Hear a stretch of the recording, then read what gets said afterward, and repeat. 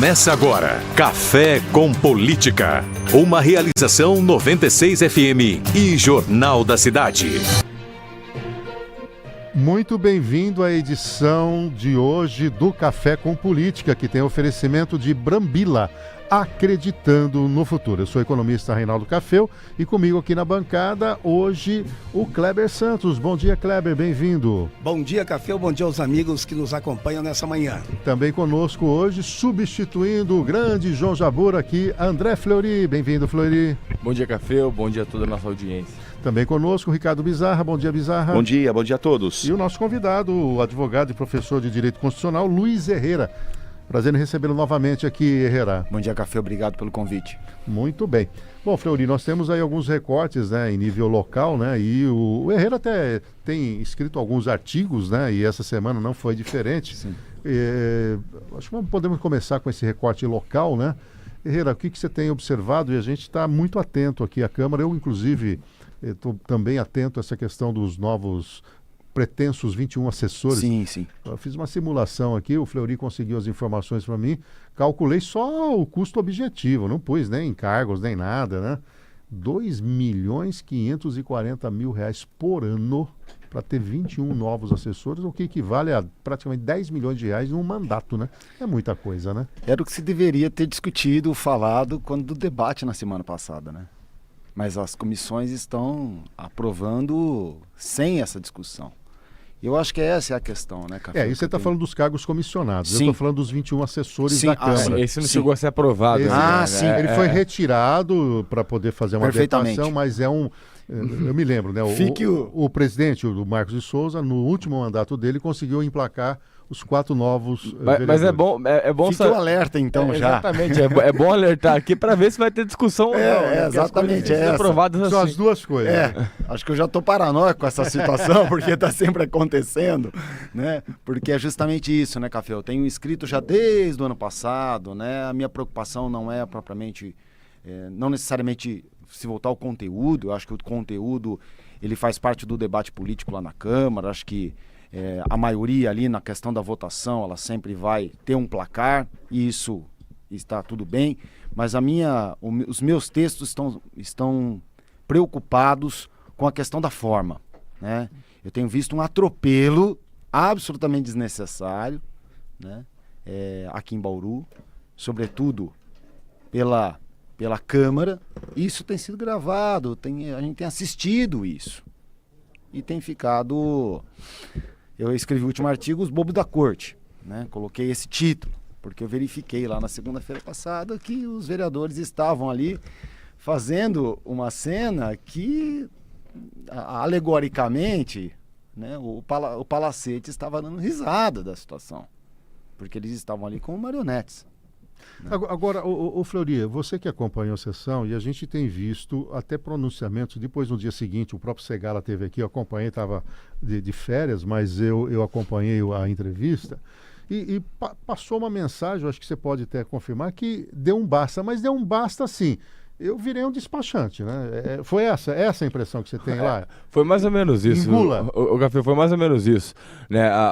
Os integrantes da mesa diretora, eles subiram ao plenário para criticar justamente esse atropelo, né? Falar, não contem mais com pareceres dados em plenário e etc. Justamente depois de fazer com que o governo contasse com pareceres dados em plenário e etc. E é uma coisa tão problemática, gente, que a gente percebeu ontem, por exemplo, até a vereadora Estela Almagro denunciou nas redes sociais, o seguinte: a prefeitura nomeou ontem, fez as primeiras nomeações a esses cargos criados na semana passada, né? E um dos cargos, aliás, 2 dos cargos, a princípio são comissionados pelo projeto de lei que foi aprovado na Câmara, mas foram publicados como sendo ocupantes de cargo efetivo para preenchê-los. Quer dizer, a princípio eles são comissionados, quer dizer, qualquer um pode ocupá-los, mas depois, quando a prefeita sancionou a lei, sancionou errado e a princípio esses cargos, portanto, agora são de preenchimento de servidor efetivo. Vai ter que corrigir de novo. Não bastasse todos os erros do projeto que exato, já estamos na segunda correção do projeto, se eu não me engano. E aí, viu, Herrera, que me vem nós entrevistamos a prefeita na sexta-feira anterior, né? Sim. E aí eu indaguei sobre uma série de erros, foi anterior à votação, e ela achou como normal. Como? Não, são erros gramaticais, são 400 erros. Aí eu fiquei com a seguinte frase, assim, quem aceita o razoável não serve para mim, né? Porque nós estamos numa época em que todos nós temos que buscar excelência, né?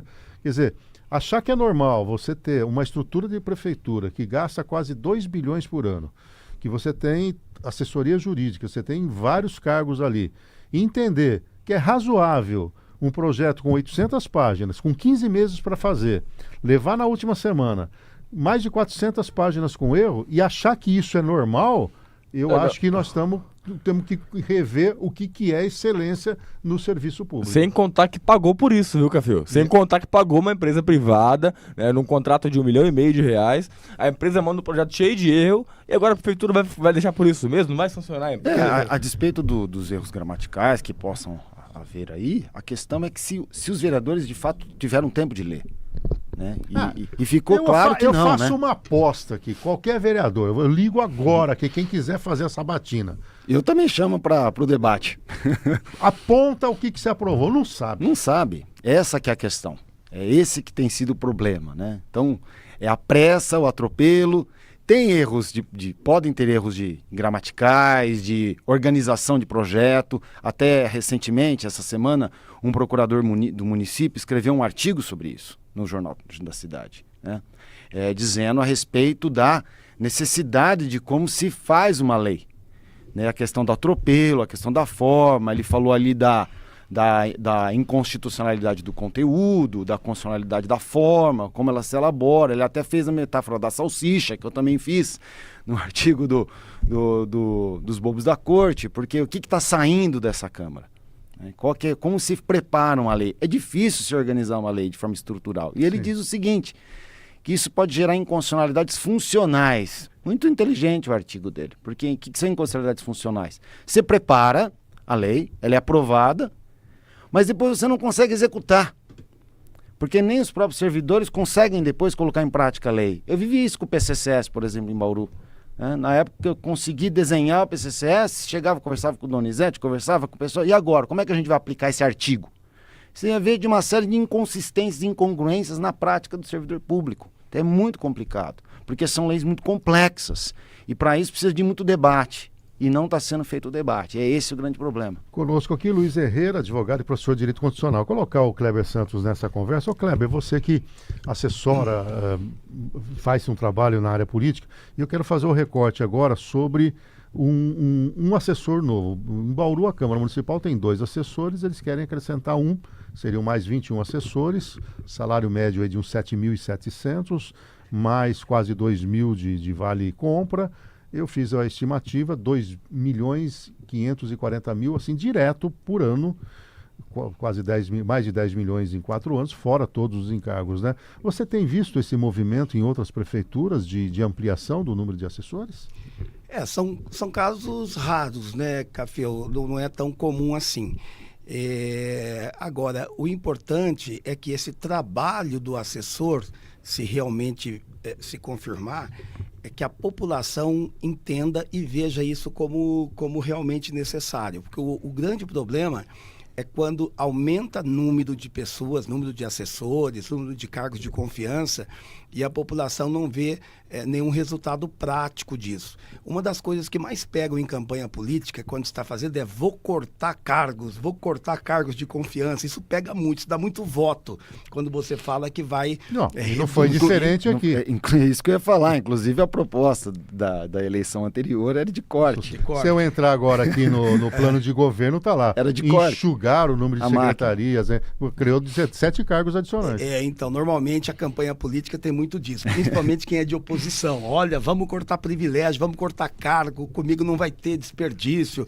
Então isso acontece bastante. E quando se fala em aumentar, realmente cria aí um ruído muito grande. Então a população, e a população é quem julga depois o mandato, isso que é o problema. Tem que ficar muito claro para as pessoas entenderem que é bom. Mas eu vou numa outra linha, viu? Até queria a opinião do Herrera, que é a questão da economicidade. pensa bem, ó, os vereadores podem alegar assim, nós temos lá constitucionalmente 6% da receita líquida, a gente sobra tem, um tanto no final nós do ano. estamos devolvendo 1,5 milhão, 1,8 milhão, assim por diante. Mas veja só, né, o Marquinhos de Souza, no mandato anterior, ele consegue... Na verdade, o que a gente soube no bastidor era assim, nós vamos tentar colocar a história aí dos 4 vereadores adicionais, mas não vai passar, vai ter opinião pública. Eu fui um dos poucos que fiz movimento, busquei assinaturas, mas aprovaram 4 novos. 4 novos vereadores, um impacto financeiro, mais 2 novos assessores para cada um. A partir disso, você tem que ter uma estrutura melhor de retaguarda, de serviços gerais. Aí contrataram necessariamente o consultor jurídico em carreira. Sim. Agora, o mesmo presidente vem com 21 assessores. E a pergunta é, esta é a prioridade, né? Numa cidade que a gente está percebendo a queda da arrecadação. Você não tem dinheiro, foi dito que não tem dinheiro para contratar agentes de endemia porque não há alocação. Nós temos um hospital para construir. Você vai colocar uma despesa permanente na Câmara Municipal que pode impactar em 4 anos mais de 10 milhões de reais. Quer dizer, não é razoável que alguém que assuma o poder público trate esse poder dessa maneira, sabe? É como se desse um tapa na cara dos pagadores de impostos. Olha, eu não estou nem aí. O dinheiro... Não, porque um terceiro assessor é necessário, não vai ter necessidade de uma estrutura, porque eles vão ficar na rua. Mas como assim? Os vereadores já têm com eles lá Rádio Câmara, TV Sim. Câmara, requisita para ir para Ribeirão Preto, leva 2, 3 assessores. Meu Deus do céu, isso é completamente desproporcional a quem pretende eventualmente um dia concorrer. Eu estou chegando no momento que perderam a noção do que é economizar, do que é tratar direito o dinheiro público. Não sei se você tem essa mesma visão aí. Sim, tenho. E na política a gente tem esse costume, né, de ouvir, assim, precisamos fazer tal coisa, mas precisa mesmo, né? Então precisa dos discursos de argumentação, né? Então falar, precisamos de mais vereadores, mais assessores de vereadores. Por quê? Porque precisa ficar na rua. Tá, mas essa é a demanda de todos? O Dr. Segala já disse que não, que ele não precisa, né? Que não seria necessário. Nem cabe no prédio da Câmara. Nem cabe né? no prédio da Câmara. Então tem outras prioridades, sim, Cafeu, né? Que eu acho que precisam ser discutidas. A questão do próprio prédio da Câmara, que eu acho que é um tema que precisa ser pauta. Por sinal, eu estive lá na Câmara essa semana, eles podiam até adotar a praça, né? Porque tá largada a praça, né, André? Né? A coisa ali tá feia, mas é aquela coisa, né, Café?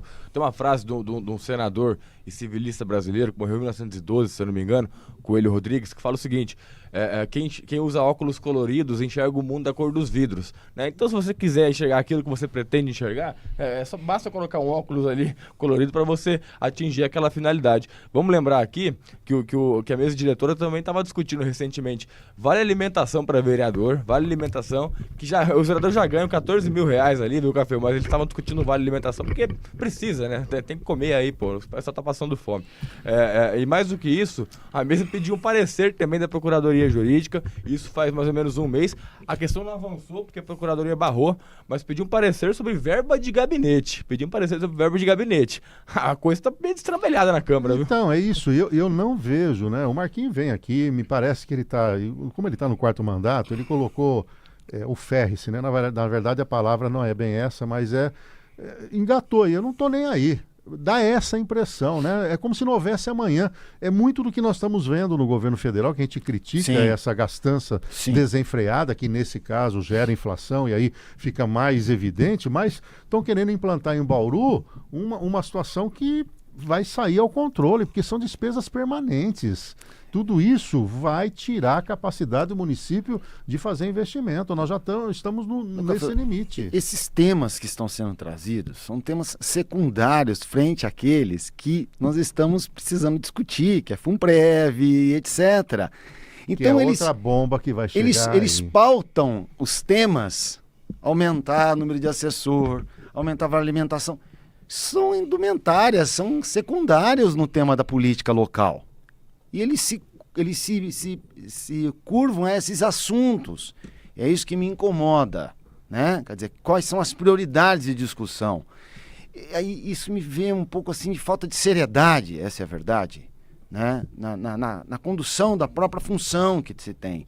Porque esse não é um assunto para ser discutido agora. Pode ser discutido? Sim. Como se faz?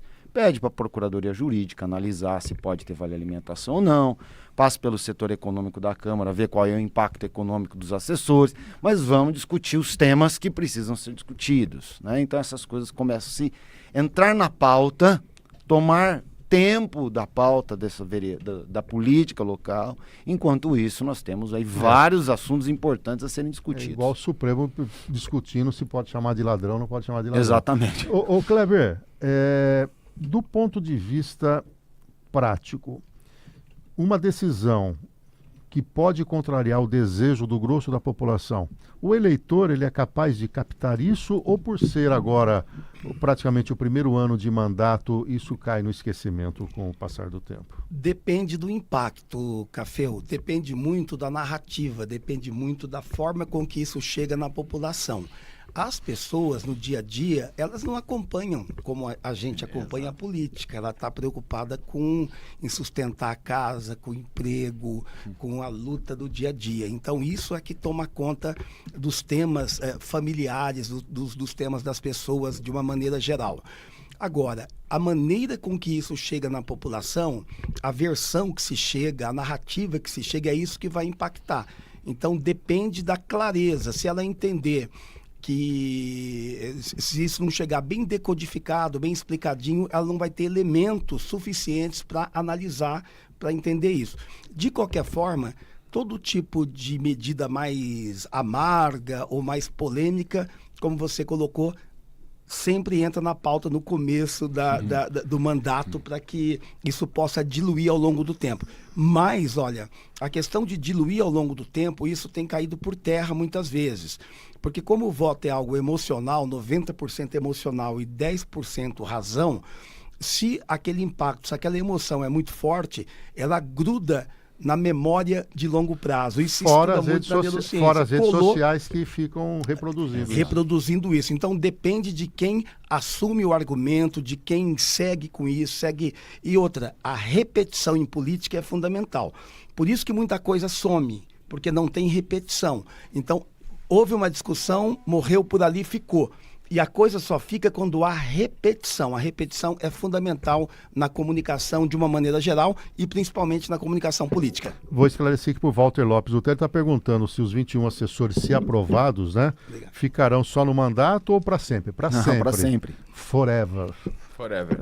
Despesa permanente, não tem volta, a não ser que um dia haja uma reforma administrativa. Não serão os Eu mesmos. nunca vi um político voltar atrás em reduzir, né? Não serão os mesmos, né, Café? Porque eles vão mudar, mas as vagas estarão ali para serem preenchidas. Todos né? eles terão direitos a 3. Exatamente. Aí. Bom dia, só aqui, ó, Gisele Pode de ser Bauru. Para pagar o piso da enfermagem de Bauru, ficaria um valor menor para assessores. Aí a prefeitura não tem, né? Aí questionando as escolhas, né? Exato, essa é a grande essa questão. Que é a questão. Herrera, eu confesso que eu estou muito incomodado com essa questão dos 21 assessores. E procurei até uma entidade para a gente conversar o que pode ser feito. Da prática, o que nós, cidadãos, podemos fazer, além de usar os meios de comunicação? É possível, se esse projeto efetivamente entrar, uma ação popular, ou um movimento? Como é que, do ponto de vista jurídico, seria possível uma manifestação do eleitor? Porque nenhum desses vereadores colocou na sua plataforma para ser eleito que iria aumentar o número de assessores. Portanto, quem votou nesses 21 não tinha na mente que estava votando em alguém que, olha, você está autorizado a colocar 21. Como é que o eleitor, que foi enganado porque não foi dito que ia fazer isso, poderia reagir caso esse projeto efetivamente entre na pauta? Eu acho que a questão aí é que a Câmara tem a soberania para fazer essa aprovação e se ela tiver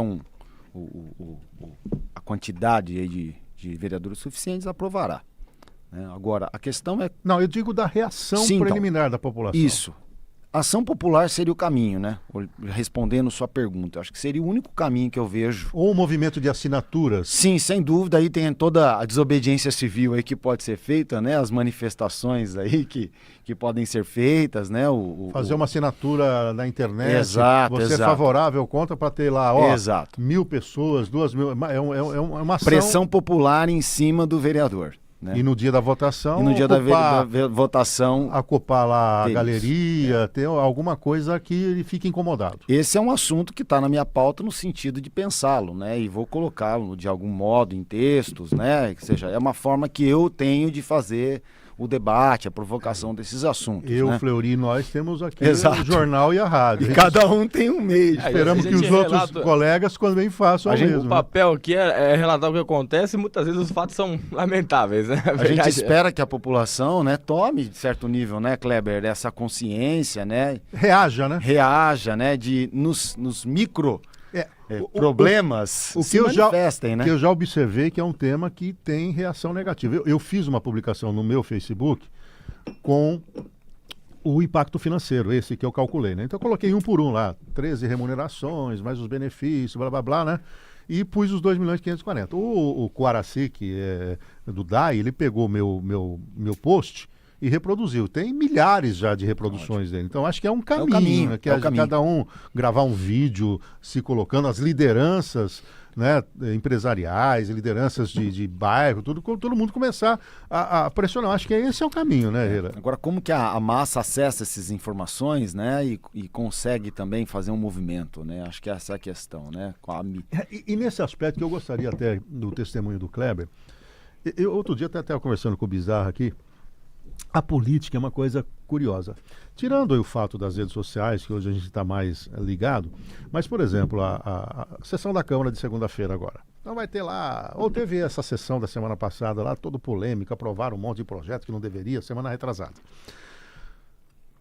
Eu fico perguntando, esse cidadão que acorda de manhã, pega o ônibus, vai trabalhar, você acha que ele tá nessa? Ele tem essa avaliação, Kleber? Ou ele está completamente alheio a tudo que está acontecendo? Porque a impressão que eu tenho é que essa questão da política local fica entre nós jornalistas, fica entre uma elite política, né? A própria sessão da Câmara, eu vejo lá no YouTube, são 8 pessoas acompanhando, 12 pessoas. Se não tem a repercussão da mídia no dia seguinte, eles aprovam o que quiserem e ninguém nem fica sabendo.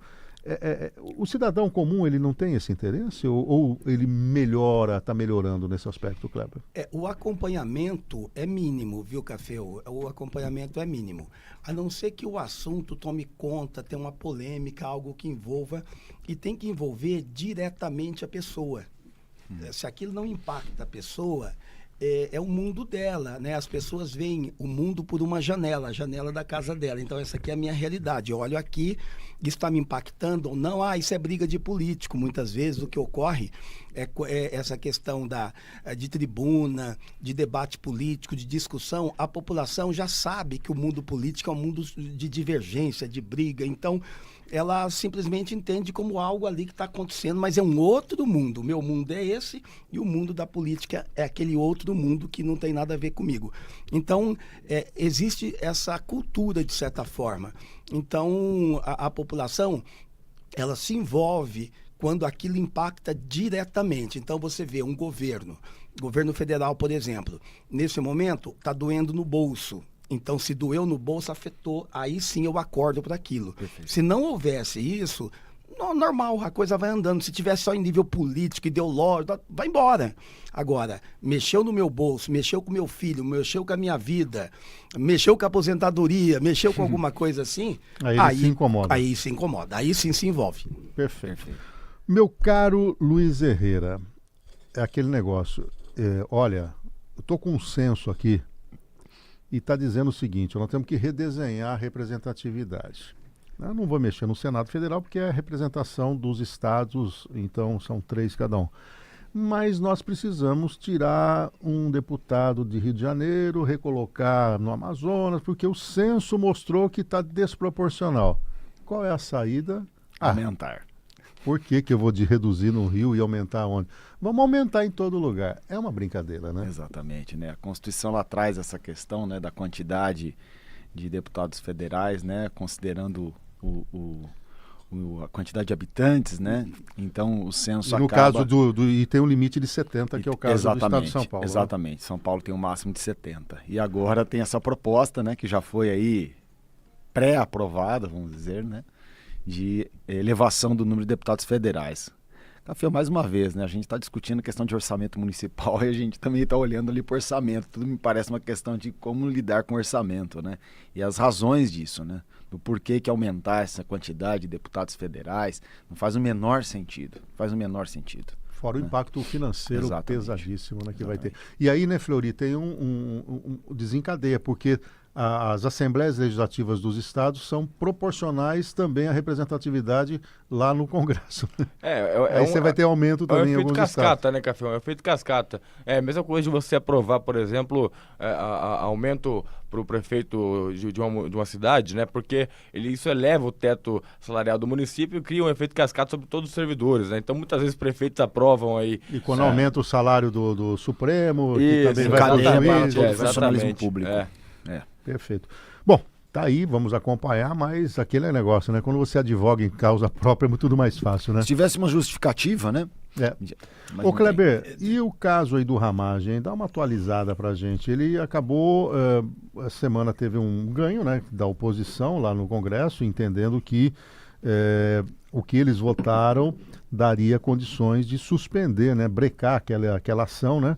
Com qual justificativa? De que o Ramagem já tinha sido empossado, né? Portanto, teria que passar necessariamente o afastamento dele, né? E a ação pela Câmara dos Deputados antes de chegar no Supremo. Eles teriam feito essa inversão, né? E aí os partidos da oposição, em especial o PSOL, entrou com uma representação junto ao Supremo para que cancele, vamos dizer, reavalie essa questão. Como é que você está vendo esse cenário aí? Bom, no aspecto jurídico, temos aqui um Não, professor... Luiz Herrera. Quer que ele fale o aspecto jurídico primeiro? Não, posso comentar já. Eu estou dizendo, no aspecto jurídico, temos aqui o professor de Direito Constitucional, que já vai falar sobre isso. Do lado marketing e comunicação, o que o Hugo Mota fez, Cafeu, foi um aceno político bem calculado. Ele quis dizer para o PL, para os bolsonaristas, que ele é um aliado. Veja que essa aprovação ela aconteceu no mesmo dia da manifestação em favor da anistia, que está com um projeto de votação parado justamente pelo deputado Hugo Mota. Então ele fez um gesto bem calculado. Mesmo que o STF limite, mesmo que o STF corte alguma coisa, ele já capitalizou politicamente isso. Então você vê que na política tudo é muito de narrativa, de imagem. Ou seja, ele vai dizer, eu fiz o que estava ao meu alcance. Agora, quem segurou foi o Supremo.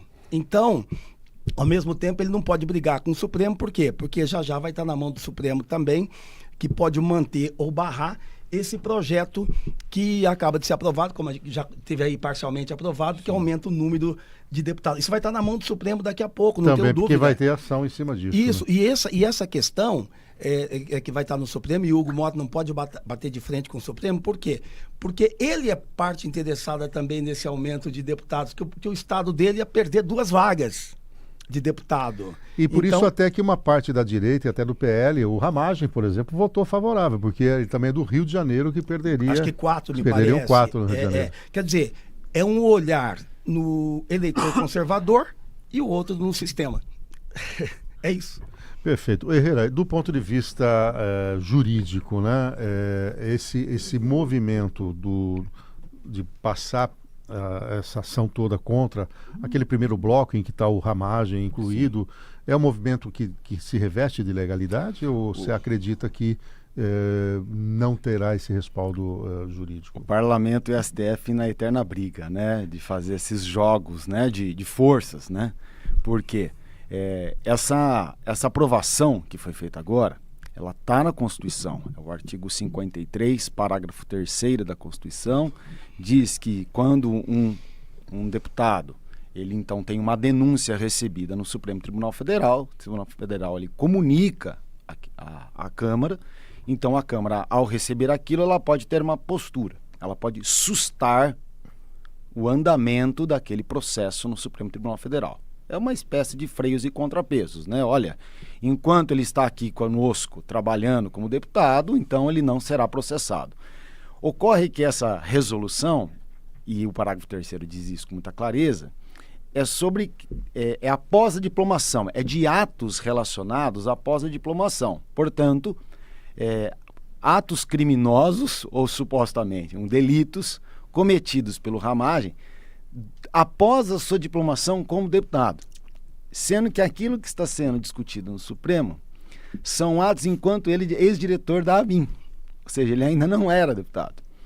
Por isso que a manobra ela é muito de tensão, porque você aprova, porque você tem uma maioria, isso tem uma repercussão de luta, dizendo, olha, não pode, o Supremo está errado em fazer isso, e agora o Supremo vai ter que fazer o papel dele, que é o quê? Esta resolução é inconstitucional. Por quê? Porque ela não pode sustar atos que são anteriores à diplomação. E outra, no caso do Paulo Maluf, é um precedente que tem no Supremo, que é crimes exercidos durante o exercício do mandato, isso a respeito do mandato, né? Ou seja, atos praticados pelo parlamentar no exercício da sua função enquanto parlamentar é que eles podem sustar os efeitos. Não e não seria tem nada a ver. qualquer situação. Portanto, não seria qualquer. Então é um limite temporal e um limite de conteúdo. Nós temos aí. Mas agora o Supremo vai ter que fazer o papel dele. A alegação é que se não tivesse tido aquele movimento do 8 de janeiro, provavelmente todo esse processo não existiria. Sim. E como o ato em 8 de janeiro ele já foi diplomado, então o que teria dado causa a toda a ação do Supremo em torno desse possível golpe, etc., teve o desencadear durante o mandato dele. Mas, obviamente, que isso vai ficar numa discussão de quem nasceu primeiro, né? E tem também a questão daquele puxadinho na questão de preservar o deputado, é que ele não pode ser incomodado quando ele está lá, né? Porque senão alguém calaria ele. Exatamente. Calaria ele, então ele tem que ter total liberdade. Por então, isso dessa blindagem. Exato. Ou dessa cláusula que pode ser acionada para protegê-lo durante o mandato. Então, atos praticados durante o mandato. Se não é para incomodar, se partir daí literalmente, então não pode incomodar em nada, mesmo que aconteceu algo antes, né? Não é para incomodá-lo no mandato. Né? Mesmo porque algumas ações contra presidentes normalmente cessam também durante aquele período. Exatamente. Né? Não podem ser processados durante o ele vai ficar seguro até ele perder esse interrompe a prescrição. Bom, vai dar uma briga aí. O Fleury, tem salvação essa narrativa do governo em torno do escândalo do INSS de tentar colar nos governos anteriores? Ontem o Bessias foi direto, né? Não, começou tudo com Bolsonaro, que não sei o que. Aí você levanta lá, começou em 2016, houve um crescimento em progressão geométrica, faz 2 anos que tem, aí veio também agora o Rui Costa dizendo, não, nós não sabíamos, a AGU tinha que nos alertar, mas peraí, tem as atas das reuniões, inclusive quem assumiu agora a presidência do INSS participou das reuniões, está o nome dele lá na ata, e eles tentam descolar. E de novo o fenômeno do Nicolas Ferreira emplacando um vídeo de milhões de visualizações. Na sua experiência política, acredita que tem salvação ou cada vez mais está colando no Lula esses problemas, gerando inclusive a impopularidade dele? Tinha que assumir, né, cara? Falou, aconteceu, estamos apurando, vamos instaurar aqui um procedimento para fazer, para responsabilizar internamente, né? Mas ficar jogando responsabilidade, tentando dividir responsabilidade sempre é muito ruim, né? Isso a gente vê em todas as cidades, inclusive em Bauru, né? Sempre assim, olha, não, se alguém tivesse feito lá atrás, não sei o quê, né? De jogar a culpa para governos anteriores, né? O fato aí é que é o seguinte, né? Começou em 16, pegou Temer, Bolsonaro e Lula, né? Que bom que isso foi descoberto agora, pelo menos, para que dê um basta, né? Nesses desvios do INSS. Mas vamos falar uma coisa aqui, a Câmara também tem que ser cobrada, a Câmara dos Deputados. Houve um projeto, se eu não me engano, em 2021, que um dos deputados lá colocou um jabuti, que é um dispositivo sem relação com o texto original, que adiou em 2 anos a fiscalização sobre essas associações, né? Então a Câmara também tem culpa, gente. O lobby que acontece na Câmara... Fora a falta de fiscalização. Fora a falta de fiscalização. O lobby que acontece na Câmara dos Deputados, gente, pra colocar jabuti aqui, jabuti ali, ninguém quer pagar a conta. A verdade é, todo mundo quer uma coisa que a beneficie, né? Mas os deveres aqui parece que são esquecidos, né? Jabuti não sobe em árvore, vem daí, né? Exatamente. Alguém pega o jabuti e coloca em cima da árvore. Ou seja, não é natural que aquele dispositivo fosse colocado nessa lei. Alguém colocou, claro, a pedido. Foram lá, olha, nós precisamos parar a fiscalização das entidades. Claro, com algum objetivo criminoso. Né? Porque o projeto de lei ele previa que a cada 6 meses tinha que revalidar, né? Aí concordando, né? Não, isso não vamos fazer isso, a cada 2 anos só. Com qual objetivo você suspende uma fiscalização? Agora, o Kleber, do ponto de vista da imagem do governo, você falou, en passant, na sua colocação anterior, antes do intervalo, e a gente sabe que quando mexe mesmo no bolso, né? Que foi o caso do Pix, né? Que tudo bem, não era bem aquilo, mas venderam mal, comunicaram mal e conseguiram brecar. E aí o recuo do governo admite que fez mal, né? Porque se é tudo de bom, deveria ter mantido, ok? E agora mexe com o cidadão, e o que é pior, né? Para o Lula, no nicho dele, que é principalmente o Nordeste, né? Foi ali que teve o maior nuvem. E tem uma outra nuvem aí, que são os consignados, eventualmente desviados, utilizando essas pessoas cadastradas. Você acha que isso eles conseguem colar no governo anterior, ou o cidadão vai dizer, é agora? Ou esse cidadão, a hora que vier uma bolada reembolsando ele vai ser, puxa, ganhei um dinheiro aqui e esquece isso? Porque pode acontecer, não é isso? Tudo pode. Pode acontecer, olha, descontaram de mim 2 anos aí, 40 conto por mês, 4 vezes agora 12, 480. Atualizado. Olha, você está recebendo 2 mil. Não, quem que me deu esses 2 mil? O governo Lula. Ajuda. Isso aí ajuda, e ajuda bastante. Agora, o que a gente vê, Café, é que o escândalo dos descontos ou o roubo do INSS é um golpe duplo.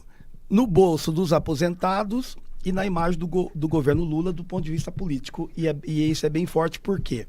Porque atinge diretamente essa base dos eleitores do Lula, que são os idosos, a população de baixa renda. Você vê que os idosos têm ainda uma aprovação forte por parte deles sobre o Lula. E essa gente que justamente acredita nesse discurso de proteção social do governo. Aí que está o grande problema, quando você não pode quebrar a confiança. Então, se alguém fala de honestidade, ele tem que ser honesto, porque se virar alguma coisa ali como político, já era, acabou. Né? Você lembra que o Maluf não falava disso, ele falava que ele é um grande tocador de obras e ponto. Um grande tocador de obras, ninguém fez mais que o Maluf fez, o Maluf faz. Rouba, mais faz. Rouba, mais faz. Não, faz muito, trabalha muito. Ele trabalha muito. Então... isso, do ponto de vista de marketing político eleitoral, fortalece mais o discurso da oposição, porque esse é também um tema que espalha muito rápido e muito facilmente, nesse momento crítico, que é justamente o início da pré-campanha para as eleições de 2026. E o que explica tanta visualização dos vídeos do Nicolas Ferreira? Porque ele está indo além do público dele, porque pelo volume, pela quantidade... Ela está indo muito além do que aquele espectro da direita que ele tem, né? Ele teve 1,5 milhão de votos, mas é uma loucura um vídeo simples, no mesmo formato do Pix, né? É isso que eu ia falar, ele conseguiu fazer o mesmo com o assunto do Pix. Exatamente. Também, Então, né? o que é? É a maneira de comunicar? Você pode concordar ou não com o Nicolas Ferreira, mas uma coisa é certa, ele sabe se comunicar. Sem dúvida. E não é só por causa do tema atual, porque ele bate de frente. É porque ele entendeu como que funcionam as redes sociais. Ele sabe. Bom, mesmo porque ele já foi eleito usando-as, né? Ele fala com vocabulário e de uma maneira que faz a pessoa sentir algum tipo de emoção. A rede social... Tem empatia. Isso, empatia, mas assim, o que ativa a participação, o que ativa a conexão é você acionar emoções, que pode ser raiva, indignação, medo, orgulho. Quando você incentiva o político, isso que tem que entender, a política moderna é isso, não é sobre proposta, não é sobre currículo, é sobre emoção, relacionamento. Aí a rede social trouxe isso muito forte. O Nicolas, ele domina isso, e ele não fica também, outra coisa importantíssima, só postando sobre política. De vez em quando ele posta sobre política, é um dos assuntos dele. Mas ele mostra, por exemplo, com a mãe dele, com os amigos, a filha. Ele coloca com o dia a dia, isso gera identificação. Então, quando ele fala, já existe uma conexão emocional entre ele e quem assiste, entre ele e o eleitor. Então, por enquanto, pelo menos por enquanto, a maior parte dos políticos do governo atual, ela é muito analógica, a começar pelo Lula. Então ele não sabe, não domina. Eles tentam pôr o Lindbergh aí, que não consegue também. Não tem intimidade. O Lindbergh é um fiasco nas redes sociais. Isso é verdade, é péssimo. Hilton também. Aquilo que eles fazem, tá tudo errado. Então, agora ele tem que aprender, eles têm que aprender, né? Aprender com a direita, porque a direita domina bem a maioria, porque tem muito jovem, muita gente já nova que entende bem disso. Então, o grande segredo hoje, a campanha política moderna, ela não é em cima de proposta, não é em cima por quê? Até porque o Brasil é o país mais ansioso do mundo, então, de acordo com a ONU, e um dos 4 mais estressados do mundo. Então, um país que está todo mundo correndo, tem que trabalhar a emoção. E aí, hoje, aliás, vou fazer uma propagandinha aqui, eu estou lançando um curso aí sobre isso, sobre que é questão... Ó, o Jabá, que é 10%. 10%. Não, a gente libera porque está dentro do pacote. É o seguinte, a pré-campanha emocional, ninguém faz, essa é uma grande novidade. Hoje, antes de fazer a campanha de preparar a pré-campanha emocional. Chama-se pré-campanha emocional. Não é sair agora pedindo voto, é emoção. Então você trabalha isso. Kleber, só mais um dado, né? E é o país que mais utiliza redes sociais. Exato. E tem essa Ou seja, grande que questão é a vertente, como você se comunica, como que o governo se comunica com uma editorial num jornal? Não, né? Aí o Lula vai em rede nacional no dia do trabalho dizer por aqui, as pessoas que o governo dele o tempo todo. encontrou o negócio. O outro no dia seguinte fala, não é bem assim. E não é fazer da rede social um rádio, uma televisão, um palanque.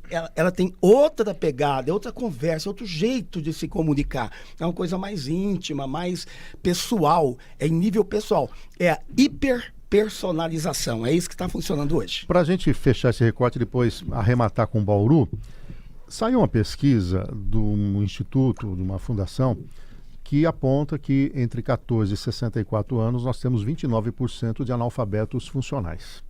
Que é a pessoa que não sabe interpretar um texto, uma frase ou eventualmente fazer uma conta matemática simples. Você entende, Luiz Herrera, que isso colabora para esse tipo de pessoa aposentada? Porque nós não estamos falando também só de idosos aposentados. Nós temos gente que se aposenta com 55, 58 anos. De não conseguir ler um holerite, de não entender ali, de às vezes não conseguir encontrar um telefone para reclamar, e aí a pessoa é lesada e não tem essa percepção de que está sendo lesada. Isso contribui? Sem dúvida, Café, você vê a questão da quantidade de fraudes, né, que essas pessoas também caem todos os dias com telefonemas, etc, né, o próprio consignado, né? Consignado, WhatsApp, né, essas mensagens que nós recebemos todos os dias, os telefonemas, e caem em golpes, né, no cotidiano mesmo, né, da vida comum. Isso tem a ver com instrução, né, com conhecimento, e isso então contribui demais. É lamentável você ter quase 30%, né, de pessoas que são cidadãos de segunda, né, nesse sentido, né, de que não consegue ser um agente ativo, né, dentro da sociedade. E além disso, né, existe um fenômeno do ponto de vista mais psicológico, certamente o Kleber tá, que é o brain rot, né, que é o cérebro podre, né, que as pessoas estão usando tanto redes sociais e passando o dedo, ou seja, consumindo coisas que não têm conteúdo, o cérebro não além de mais. Estar completamente fadigado, cansado, estressado e não sabe nem o porquê, né, porque é um turbilhão de informações. Passa-se o dia sem absorver absolutamente nada que pode se traduzir em algo produtivo. Acabou aquela época de você se aprofundar num livro, de um curso. Então você vê, né, associado isso com analfabetismo funcional, etc., para onde a gente está indo, né, em termos, como é que essas pessoas vão compreender a política local de Bauru? Verdade. Falando em política local, Fleury, o que temos aí na sessão da Câmara de segunda-feira? Temos temas polêmicos ou está mais tranquilo? Acho que a pauta não saiu ainda, viu, Não saiu, né? Mas certamente será muito abordada a questão de segurança pública, né? Bauru tá uma coisa um pouco complicada, né? A gente está vendo aí nos últimos dias uma escalada de furtos, até invasões a residências em alguns lugares, como na região noroeste, região oeste. Eu conversei com os moradores da Vila Falcão recentemente, um deles me contou que a casa dele foi furtada 5 vezes. Nesse nível. Nos últimos meses aí. Aí ontem a gente vê troca de tiro nas Nações Unidas, né? Todo dia uma questão de violência aí nas ruas. A coisa tá pegando, né? Relacionado muito com a questão do tráfico de drogas, né? Claro, tem mudado muito, né? Agora, dentro também desse recorte político local, você já tinha tido essa constatação, nós trouxemos aqui também essa constatação de que parece que a situação começou a bater, né? É verdade, até a gente começou a falar disso no primeiro bloco, né? Eu acho que é legal a gente pontuar isso, porque aquele céu de brigadeiro, né, aprovo tudo, dá a impressão que não é bem assim, né? Esses desgastes pontuais, mas também houve uma reclamação dos vereadores, entre eles o Sardinho, o Marcelo Afonso, e teve mais um da base, acho que o construtor, dizendo, nós não somos atendidos pelos secretários e tudo mais, né? É uma leitura também que você faz e que tem tido um desgaste aí. Tem vereadores que são atendidos no corredor da prefeitura, viu? Não chega nem a entrar no gabinete dos secretários, etc. É atendido no corredor ali por alguém que chega, um assessor que chega ali, é assim, assado, tá bom, tchau. E a Sueli deu um pito neles na terça-feira, é isso? Parece que a prefeita deu uma bronca aí nos secretários, viu? Porque na segunda-feira foi uma enxurrada de críticas à administração, né, por parte dos vereadores, muitos dos quais ali afirmaram que não são atendidos, né, que as coisas não andam dentro da prefeitura. Agora fala, gente, a gente tá sofrendo um desgaste aqui toda semana, né, com esses projetos bomba aí, esses projetos atropelos que vocês têm mandado, e a contrapartida não vem, né, pelo menos o atendimento ali na prefeitura. Ô Kleber, em um minuto, segundo mandato é assim mesmo? Você não tem perspectiva de reeleição? Liga-se o dane-se ou não? Não. Isso aí agora, às vezes acontece umas falhas desse tipo, aí dá uma chacoalhada na Câmara, a turma acorda e começa a fazer direitinho, né? É que vai acomodando, vai caminhando, tudo, mas é algo mais pontual, viu? Pontual, pontual.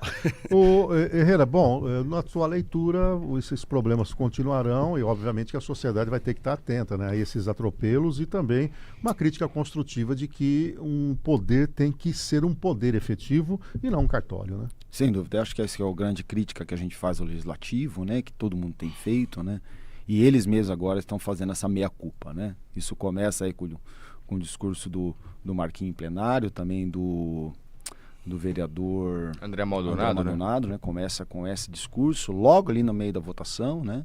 E agora outros, né, caminhando no mesmo atuada. Isso vamos tentar aí ver se isso gerará um equilíbrio e, portanto, o Poder Legislativo de Bauru reassumir o seu papel, né, efetivo de poder independente. A questão é ver até onde vai essa cobrança, né? A questão é ver até onde vai essa cobrança. Até a página 2. Pois é. Estamos atentos. E vamos ficar atentos também a essa construção de 21 novos assessores. Eu acho que a sociedade tem que se indignar e marcar presença. Se depender aqui do nosso jornalismo, nós vamos pegar muito forte. Muito bem, 8h27. Luiz Herrera, que é advogado e professor de Direito Constitucional, obrigado aí pela sua contribuição. Obrigado mais uma vez, sempre Até à disposição. Muito bom estar aqui. Fleury, tudo certo pro jornal nesse fim de semana? Tudo certo, vamos lá, estamos preparando. Edição especial, né? Edição especial, sempre tem uma especial no fim de semana, né? Kleber, e o curso? Opa, tá vindo aí um curso para formação de consultores com neurociência política, já, hein? Aguardem. Vamos inscrever. Aguardem. Bom, devidamente assessorado aqui pela Carol Vinhalha, o Café com Política a gente volta na próxima sexta-feira, 7h30 da manhã. Eu e Bizarro, o Colinho, o Douglas William voltamos na segunda no Cidade 360.